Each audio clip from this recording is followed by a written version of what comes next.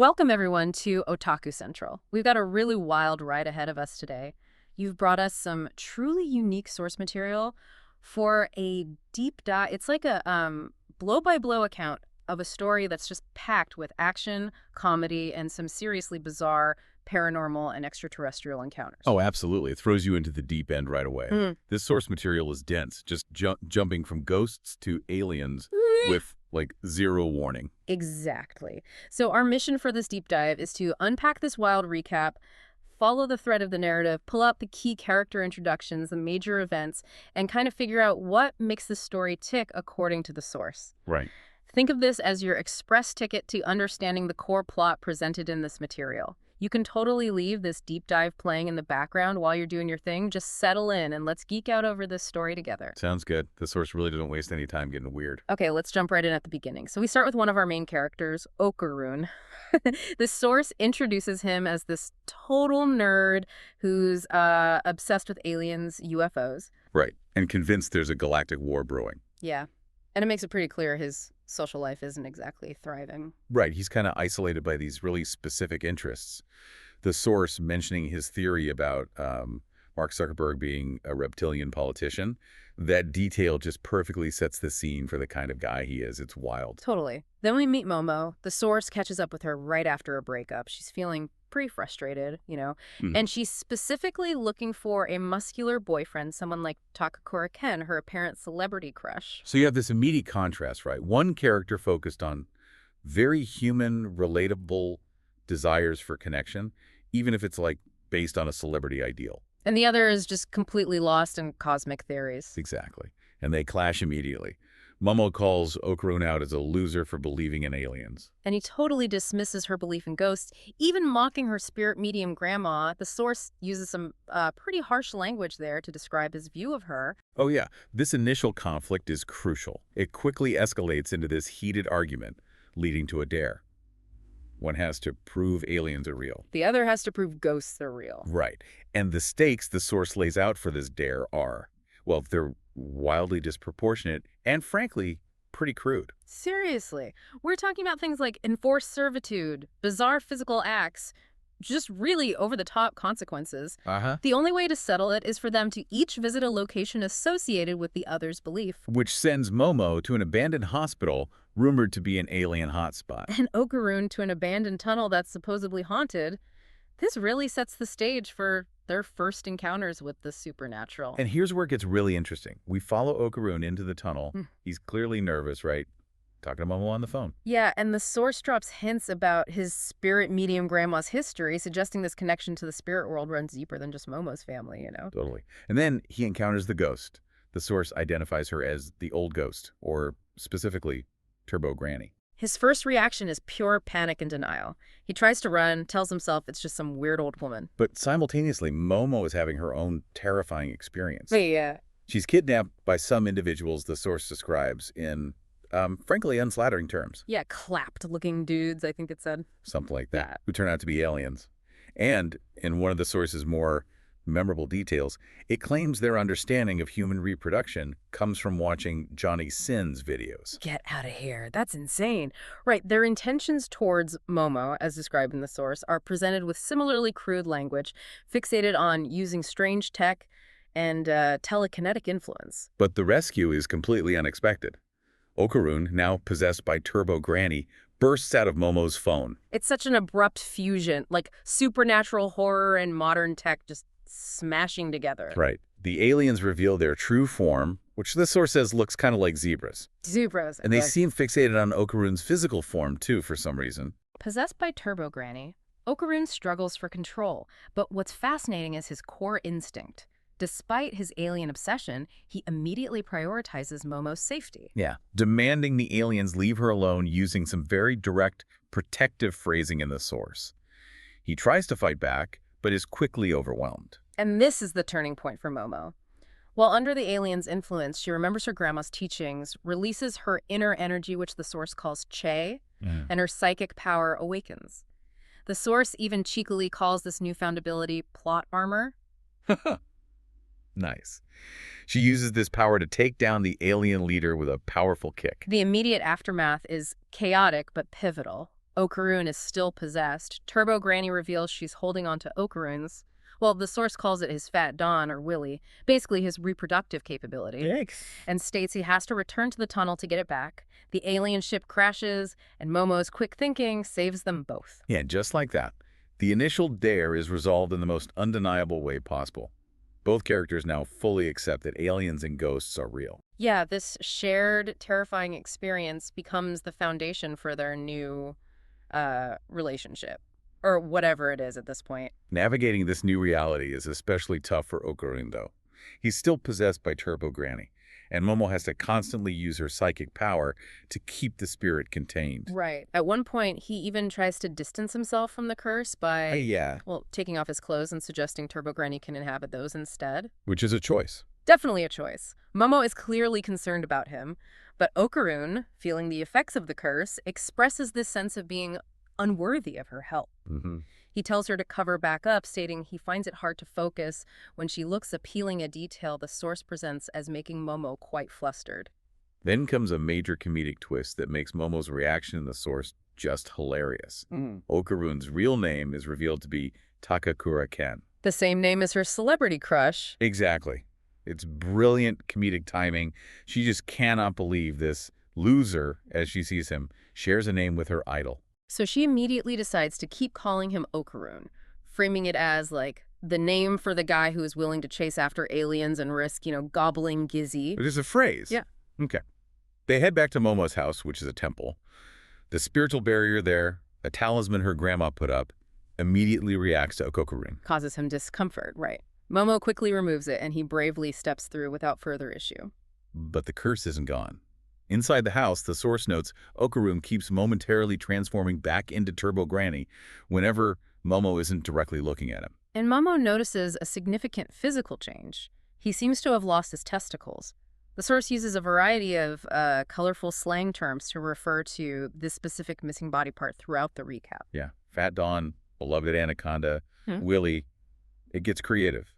This leads to some awkward interactions. Momo teases him about this missing part. And he blames her for the dare that started it all. But then, showing a more vulnerable side, he admits he went through with the dare because he didn't want to miss the chance to possibly make a friend, despite their differences. Ah, that's actually a great moment, showing their bond forming beneath all the craziness. Totally.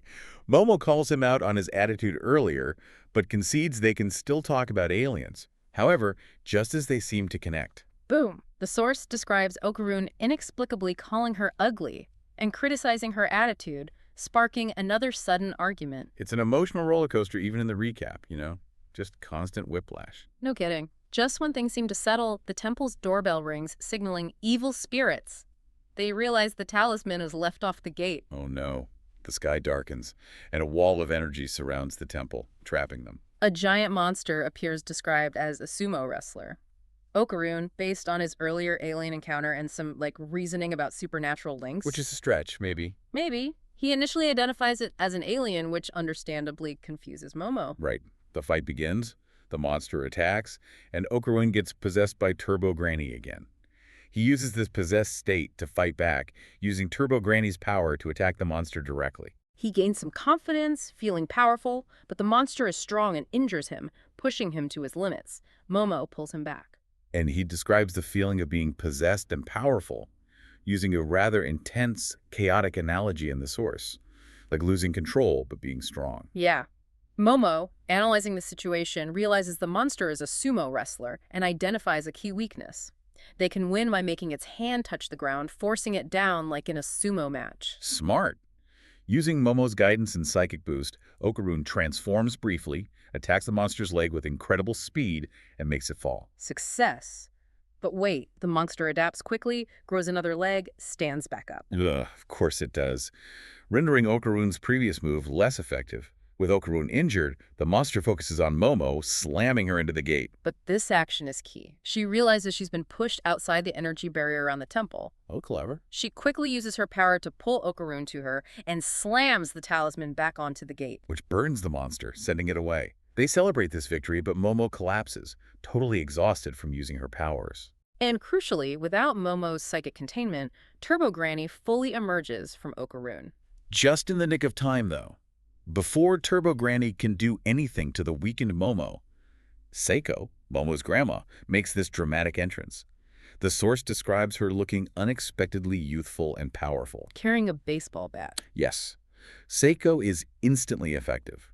She uses spiritual barriers described as circles and nails to trap Turbo Granny, explaining that her specific powers are tied to the location, the city itself. And then she proceeds to... Well, the source uses some pretty strong language here. She basically abuses Turbo Granny with the bat to subdue her. Oof. She then creates another barrier effect that further incapacitates Turbo Granny, emphasizing again how her power works within a defined area, tied to the spiritual presence of that location. Momo wakes up, worried about Okarun, naturally. But Seiko assures her the evil spirit is dealt with, referring to Turbo Granny's physical manifestation. Seiko is intrigued by Momo's clear concern for Okarun, particularly given his missing equipment. Right. Momo explains her psychic powers, gained from fighting aliens. Seiko is initially skeptical, comparing it to a bad Michael Bay movie. Highlighting the distinct domains of their experiences, ghosts versus aliens. Seiko reveals her own knowledge about the tunnel. She tried to enter before but couldn't due to the intense spiritual power, realizing Turbo Granny wasn't just any spirit, but merged with a location-bound entity. Making her incredibly powerful at the tunnel. Given this, Seiko realistically suggests they should just give up on Okarun and his missing bits. But Momo refuses. She says she's inspired by Takakura Ken's perseverance and insists they have to save Okarun. Seeing Momo's determination, Seiko agrees to help and proposes a plan to defeat the location-bound spirit. They need to play tag, essentially. Tag? Seriously? Yeah, baiting it outside the city limits where Seiko's power doesn't work, forcing it into a weaker state. Momo isn't thrilled, basically saying she's not Usain Bolt and asking why Seiko can't just make another talisman. Seiko explains again that her power is location-dependent and suggests Okarun, in his transformed state, could do the running, maybe carrying Momo. Okay, that makes a bit more sense. So a training regimen begins. Seiko orders Okarun to train his demon form and Momo to hone her psychic powers. There's a touching moment where Okarun apologizes for being selfish during the sumo fight and promises to protect her, admitting he's worried she's disappointed in him after their earlier arguments. And Momo reassures him, saying she wasn't disappointed at all and actually thought he looked really cool fighting and that she's happy to help him. It's sweet. Their daily life is challenging because of the curse. Momo literally has to watch Okarun constantly to prevent Turbo Granny from taking over. Even during private moments? Yes, the source describes an awkward incident related to Okarun needing the toilet. Oh dear. Highlighting how Seiko is observing Momo's power and how it seems to require her visual focus.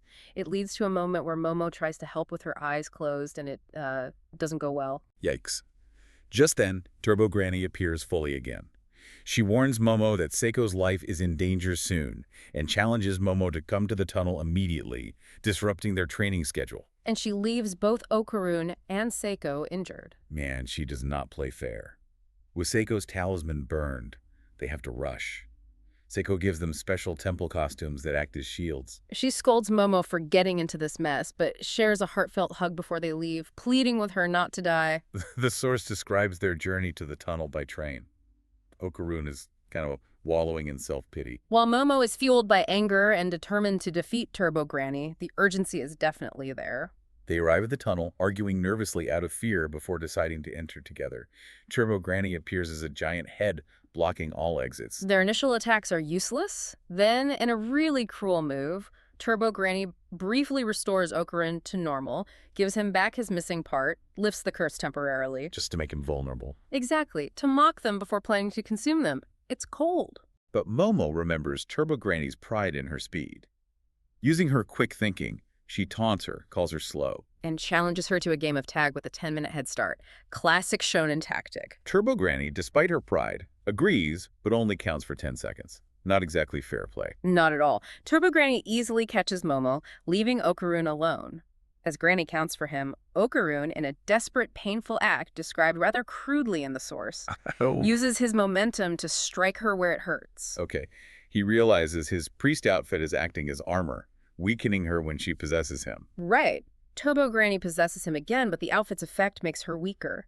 Inside Okarun, Momo uses her psychic power to contain Turbo Granny's dark energy, trapping her as a small, leech-like entity inside him. Wow, teamwork. Just as they manage this, though, a new threat emerges. The location-bound spirit of the tunnel appears, shaped like a giant crab, demanding Turbo Granny be returned. Out of the frying pan into the fire, they have to flee. Okarun transforms with Momo's help, carrying her and running incredibly fast. However, a detail about Momo's physical form in the source causes him to lose control, apparently, and they fall, though they land safely. The crab spirit pursues them relentlessly. Okarun's stamina starts to fail, but Momo directs him, leading them towards a health resort area. A health resort. Okay. Huh? Finding themselves in a hot spring area within the resort, Momo uses her psychic power to pull a pipe, releasing hot water directly onto the crab spirit. Cooking it, brilliant. While this injures it, it doesn't defeat it entirely. And Turbo Granny, still contained within Okarun, uses her residual power to possess nearby people, creating an army to chase them. This is chaos. During the pursuit, Momo falls, finding herself exposed to the approaching spirit. She tells Okarun to transform and trust her completely, even though it looks hopeless. He shifts into his monster form, and Momo uses her psychic power to guide him, propelling them through the air, swinging around buildings. Like Spider-Man, soaring through the sky to escape, Momo spots a moving train, their potential next move. As they approach the train, Okarun reverts to normal, causing them to fall. He manages a brief transformation to soften the landing. As they land, Turbo Granny pops out of him, ready to fight with her possessed army. But this time she possesses the giant crab spirit, becoming a formidable turbo crab. The Turbo Crab, that's something. Ah. She challenges Momo to another race, offering a generous 10-minute head start. But Momo, now confident, tells her she only needs a second. Ooh, I like this. Momo's trap is set. Using her psychic power, she holds onto the side of the moving train, escaping with Okarun. Turbo Granny, in her crab form, chases onto the train. Falling directly into Momo's calculated trap, Seiko is waiting at the very edge of the city's barrier with spiritual traps and talismans prepared. Perfect. The train passes the barrier line, and the concentrated spiritual energy causes the crab to explode, releasing the spirits of young girls who were tied to Turbo Granny. Victory. Days later, Seiko takes Okarun and Momo back to the tunnel to pray for the girls' spirits. Seiko explains that Turbo Granny was formed from the spirits of violated girls who couldn't find rest. That's incredibly dark. Yeah, but she emphasizes that the living and the dead shouldn't interact in such a way.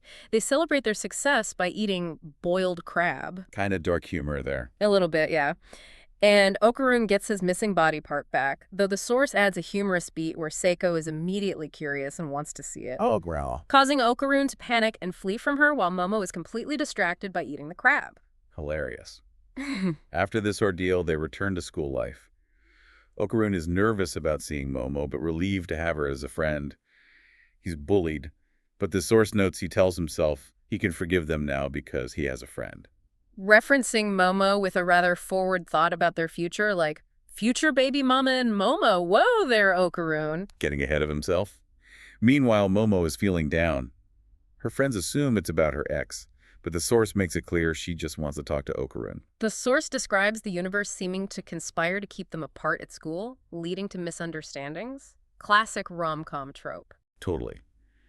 Okarun thinks she's avoiding him because he's boring or cursed, while Momo suspects he might be pursuing relationships with other women. Then comes an awkward but pivotal moment.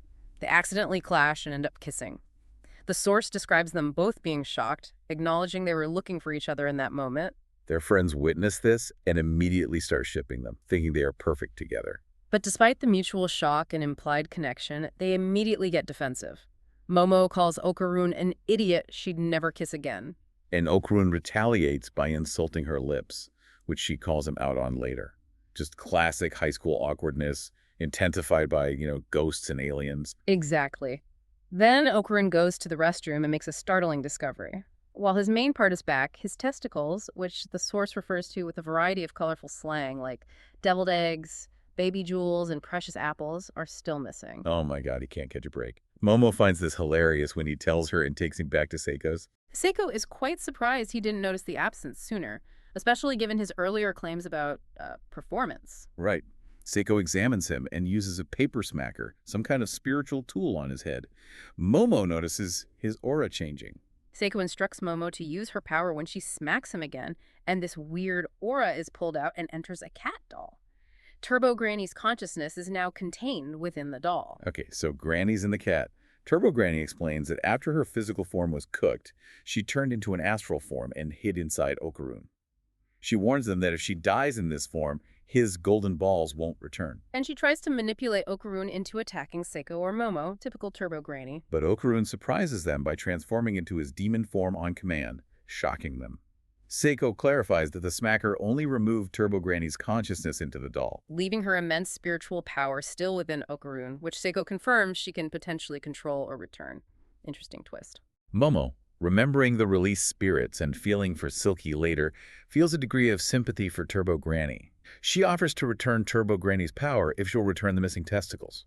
And Turbo Granny admits she dropped them somewhere and forgot where. Are you kidding me? She just dropped them. Apparently. So the testicles are officially lost. Turbo Granny speculates that another spirit or monster might have taken them, especially since the source indicates these missing body parts contain a significant amount of life force, making them valuable. The search for the balls begins. Again. While Okarun grapples with controlling his new powers, the search is underway. Back at school, Okarun is confronted by other students asking about his relationship with Momo. The conversation quickly devolves, and they reveal a harsh rumor circulating that Momo is... Well, the source uses some very crude language, basically calling her promiscuous. Ugh, that's awful. This clearly angers Okarun. He transforms and defends Momo fiercely, demanding the rumor spreader stop and calling her his precious friend. He learns it wasn't the person he confronted. But after hearing those awful rumors, the source notes, Okarun suddenly sees Momo in a new light, focusing on her true beauty, and becomes incredibly flustered, unable to even look at her. She chases after him, demanding to know what's going on. Meanwhile, Momo is understandably upset by the rumors, but her friends inform her that Okarun stepped in and defended her against the students spreading that crude gossip. Good for him. The source then introduces a new character, Era. One of Okarun's missing testicles, the source calls them golden balls, now apparently fell onto her. Fell onto her, okay. She's depicted with pink hair, and gaining this object gave her the ability to see spirits. She starts believing she's some kind of chosen one, and seeing what she interprets as demon's wings on Momo develops a rivalry and spreads rumors about Momo driven by this animosity. Turbo Granny, observing from the cat doll, notes Era's deceptive behavior. Granny then reveals to Okarun that Era has one of his missing testicles. So, Era leads Momo to an abandoned factory where Momo is ambushed by Era's friends. Era uses religious items against Momo, believing she's fighting a demon. But Momo easily dispatches the friends using her psychic power.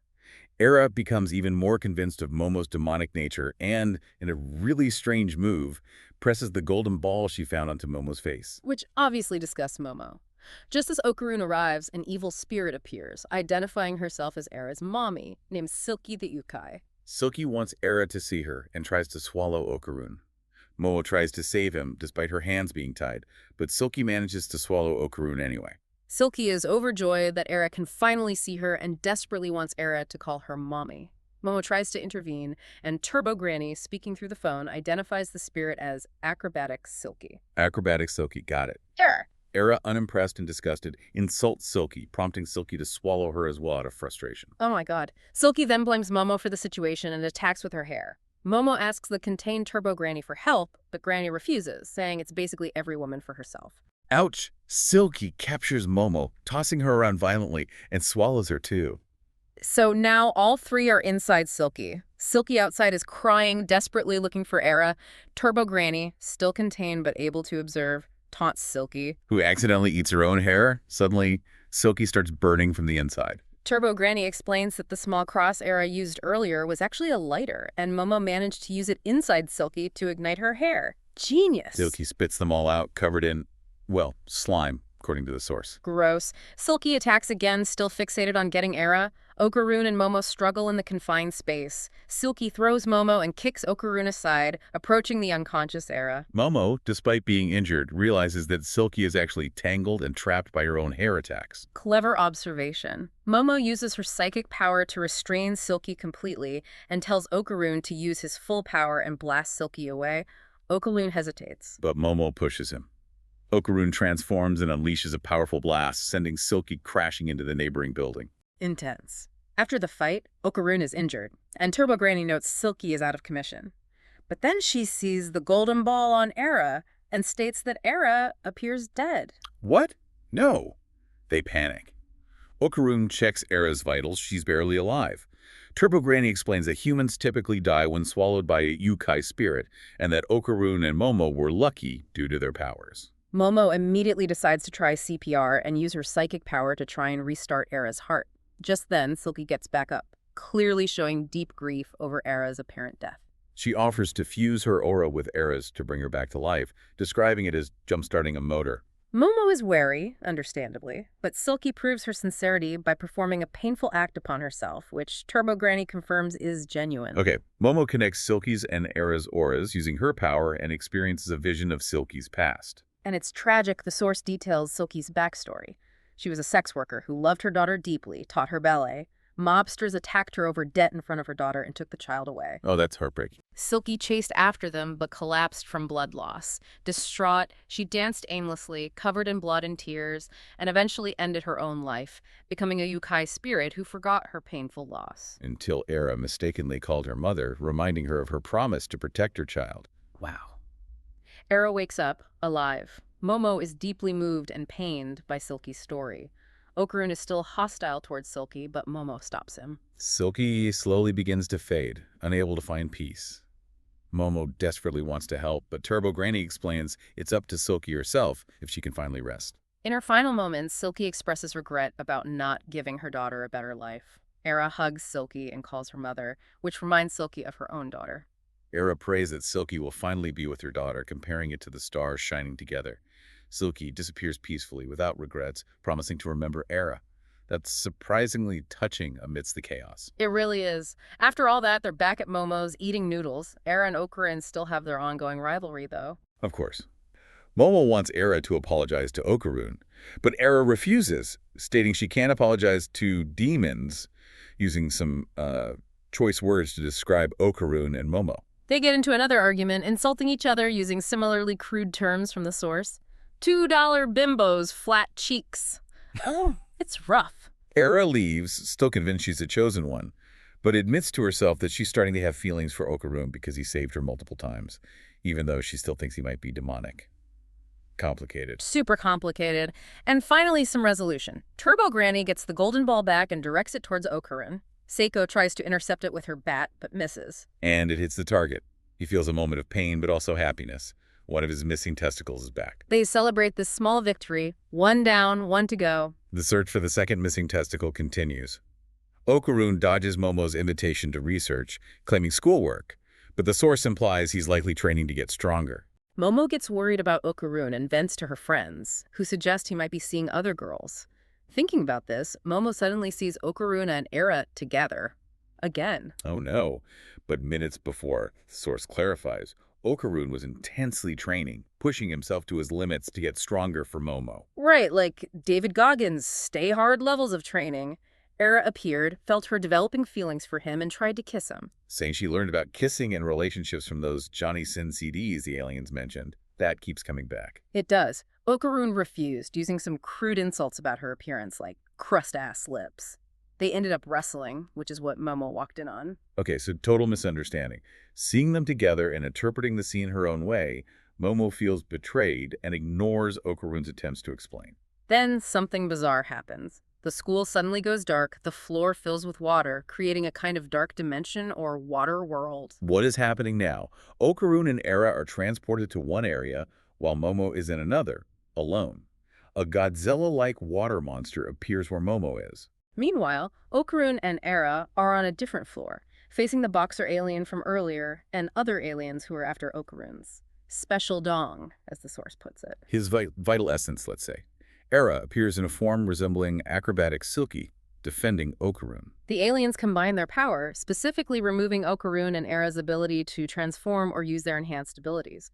The boxer alien, powered up by the other aliens, starts beating Okarun. Momo then appears, somehow instilling fear in the aliens, but they power up the boxer further with a strange goo, and he continues to beat them both. Okarun notices the boxer's incredibly fast hands.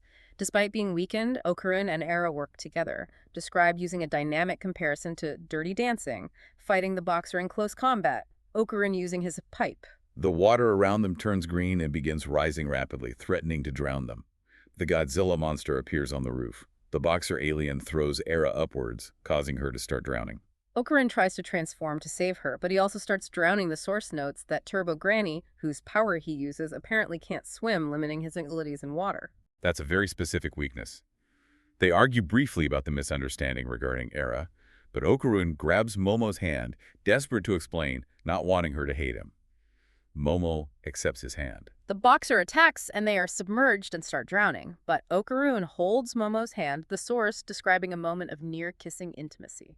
Momo gets an idea. Using her psychic power, she effectively uses Okarun as a surfboard. A surfboard, launching them both into the sky and safely landing them in a classroom with the unconscious Era. Momo quickly resuscitates Era. That's amazing. The aliens then fuse with the water monster, becoming a single, terrifying, combined entity. Okarun immediately recognizes its fighting style and identifies it as being based on a mantis shrimp. Good eye. Momo taunts the monster and uses her psychic power to create a zone around its fist that's free of water. She knows its power is self-destructive if used outside of water. Smart strategy. This causes the monster's fist to implode. Era, using her newfound powers, creates a path for Okarun. Okarun uses his speed to charge through the monster, defeating it. Phew. After the fight, they wake up wet and completely unclothed in the school, with everyone seeing them. Mortifying, they run away embarrassed, taking Era with them. The source highlights the reactions of the nurse and teachers. Era's powers have simply awakened during the ordeal. Okarun worries that Era might also become a target for the aliens now. He has a realization. The aliens don't seem to target spirits or Yokai like Silky. Possibly because they're stronger, or perhaps actively defending Earth's spiritual balance. That's an interesting thought. He worries the aliens might still have his other missing testicle. Era, trying to deflect, humorously suggests they blame Momo for the stripping situation. Momo is too relieved to care.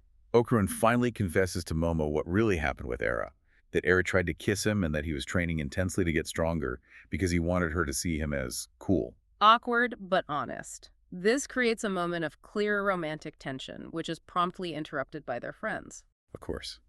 Their friends jump to conclusions, assuming it's a messy love triangle situation.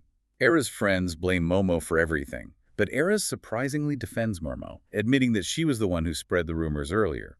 She gets upset about losing her popularity, but Momo confronts Era gently, realizing that despite their rivalry, Era didn't continue speaking badly about her after their initial conflict. Some growth there. Then, the boxer alien returns. He appears injured and covered in a strange white liquid, which the source describes using a crude comparison like he's not getting paid enough for this. He collapses, dreaming about his son needing money. He wakes up at Momo's house where they've taken him and fed him. He starts crying and promises not to cause any harm. Ah, poor guy.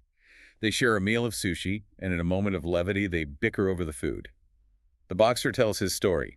He's a weak alien fighter who desperately needs money for his son's urgent blood transfusion back on his home planet, requiring Earth as currency. Okarun, in a misguided attempt to help, offers his own, recently returned body part. Again. Dude, no. Momo and the boxer immediately refuse. Seiko examines the boxer's white blood, identifies it as similar to milk, and offers them a solution using cow milk. Cow milk, okay. The boxer gratefully accepts a whole cow and leaves, promising to repay them and hinting at a future alliance. A cow?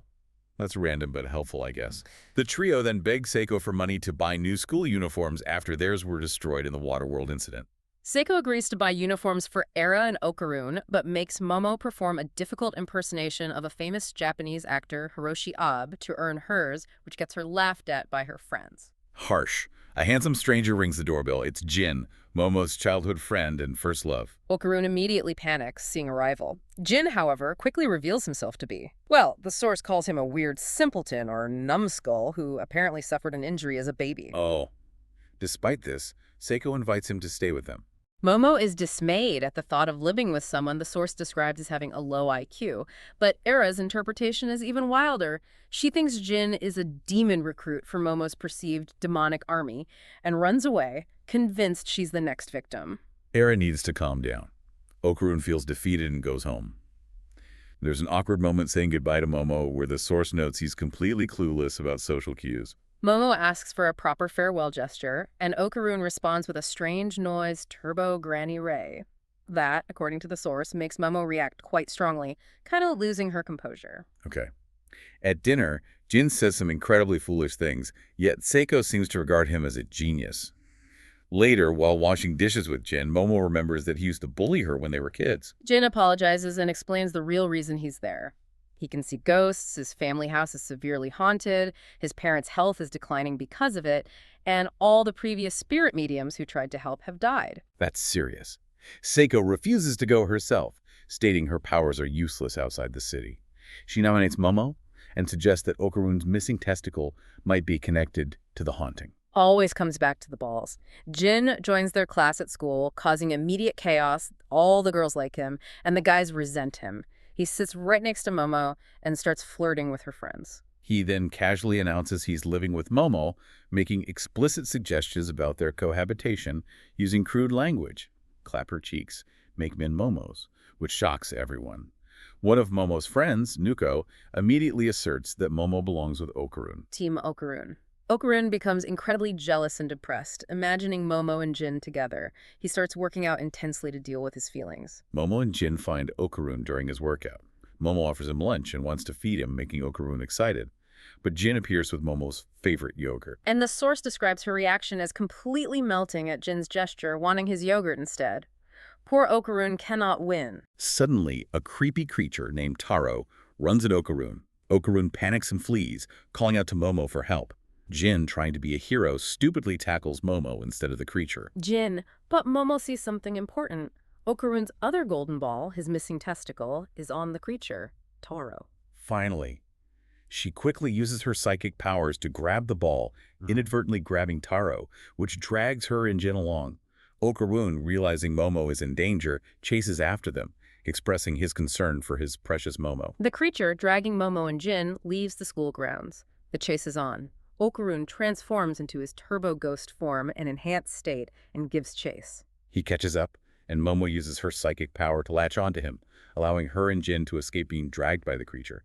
They continue pursuing Taro for the missing testicle. Momo uses her psychic hand to catch Taro, but the creature has a strange ability. It dismembers itself to escape her grip, quickly reassembles, and keeps running, causing them to lose track in the city. That's creepy and effective. Momo uses a unique method to relocate Taro. She somehow imbues an object with her power and tracks its voice, finding Taro in a garbage disposal area. She shows Okarun that she has the creature's heart in her psychic hand. Whoa. Taro, seemingly resigned, is ready to die. But Momo calms him down, promising to return his heart if he gives them the ball. Taro then screams a name, Hana! They find another creature, Hana, in the trash nearby. Taro expresses his love for Hana, saying she changed his life. Witnessing this touching moment between Taro and Hana, Okarun is inspired. He realizes Momo's positive influence on him and vows not to be weak, determined to win Momo's affection away from Jin. Character development through creepy crash creatures. They bring Hana back to Seiko's temple and beg her to let Hana stay. Seiko asks about the missing testicle. And Momo, perhaps to protect Taro, says the object she grabbed earlier was just a Christmas ornament, and Okarun's ball is still missing. It seems Taro was supposed to meet Hana at the temple later. At dinner, the tension between Okarun and Jin is palpable. Okarun watches Jin and Momo interacting. Jin casually removes lint from Momo's hair, which makes Okarun intensely jealous. Inspired by Taro's declaration of love, Okarun decides he won't hold back anymore. He aggressively takes lint from Momo himself, declaring his intentions. He starts acting strangely competitive, and Jin joins in. Seiko has to tell them to stop their bizarre antics. Boys. The mission plan is announced. Seiko declares that Momo will stay at Jin's haunted house to investigate the haunting. Okarun immediately panics, worried about Momo's safety, using somewhat crude language in the source to express his fear. Momo clarifies that she's going there to fight the demon. Okarun asks if she'll be alone, and she asks him to come with her. He agrees immediately. Of course he does. The source notes a side event for Taro. He runs through his school's courage test, jumps out a window trying to get back to Hana at Momo's, but is hit by a truck. Hit by a truck. The source adds a rather cynical comment that love is for losers, presumably delaying Taro significantly. That's rough on Taro. Back at the temple, Momo waits with Hana for Taro, but he doesn't show up until the next morning, apologizing for being late.